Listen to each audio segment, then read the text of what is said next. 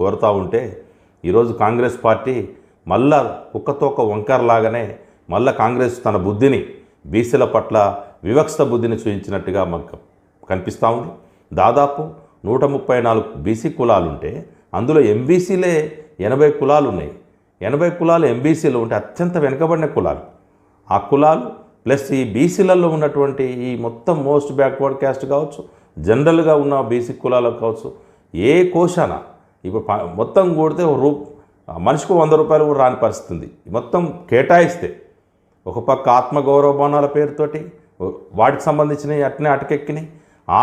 ఈ బీసీ ఉద్యమాల్లో అమరవీరులు అనేక త్యాగాలు చేసి బీసీల కోసం పనిచేసినటువంటి వాళ్ళ విగ్రహాలకు సంబంధించినవి కావచ్చు, జయంతి వర్ధంతులకు సంబంధించినవి కావచ్చు, మా అస్తిత్వం, మా ఆత్మగౌరవం, మా ఎదుగుదలకు సంబంధించినటువంటి తుంగదలు తొక్కి ఇప్పుడు బడ్జెట్లో కూడా ఇంత వివక్ష చూపిస్తే మా పరిస్థితి చాలా దుర్మార్గంగా కాంగ్రెస్ పార్టీ మా పట్ల ఈ వైఖరి వివరిస్తున్నట్టుగా కనిపిస్తూ ఉంది.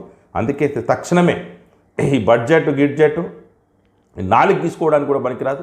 ఈ బడ్జెట్ పత్రాలు తెలంగాణ వ్యాప్తంగా మొత్తం బీసీలందరూ తగలబెట్టాలని చెప్పేసి ఈ పనికిరాని బడ్జెట్ ఇదేదో ఈ రెడ్ల బడ్జెట్ లాగా ఈ కొద్దిమంది దోపిడీ అగ్రకులాలకు సంబంధించిన బడ్జెట్ లాగానే ఉంది తప్ప మొత్తం ప్రజల సంక్షేమానికి సంబంధం ఇచ్చినటువంటి బడ్జెట్ కాదు.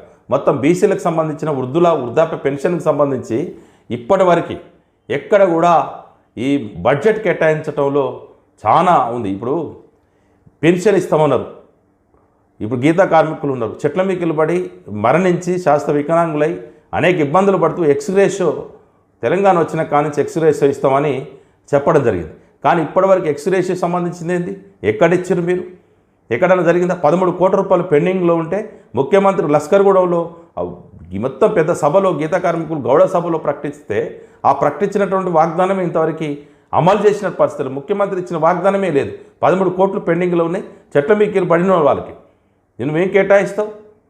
ఇట్లాంటి అనేక వృత్తులలో ఉన్నటువంటి మొత్తం బీసీలకు సంబంధించినటువంటి బడ్జెట్లో వివక్షత ఉంది. అదేవిధంగా మేము అనేది ఏంటంటే ఇప్పుడు చూస్తూ ఉన్నాం మనం మొత్తంగా ఈ పెన్షన్లు అన్నారు, మొత్తం బీసీ కులాల వృద్ధులకి వృద్ధాప్య పెన్షన్లకు సంబంధించింది కూడా ఇంతవరకు నువ్వు ఎందుకు 6 గ్యారంటీలలో పెట్టినావు? 4,000 రూపాయలు పెన్షన్ ఇస్తామని 4,000 రూపాయలు ఇవ్వకపోగా బడ్జెట్ కేటాయింపులో కూడా వివక్ష చూపిస్తామను. తక్షణమే ప్రభుత్వం బేషరతుగా మేనిఫెస్టోలో ఇచ్చినటువంటి అన్ని హామీలని అమలు చేయాలి. లేని పక్షంలో మాత్రం ఇక ఇదే గతి అవుతుంది. మీరు 5 సంవత్సరాలు కూడా పరిపాలన కొనసాగించలేరు.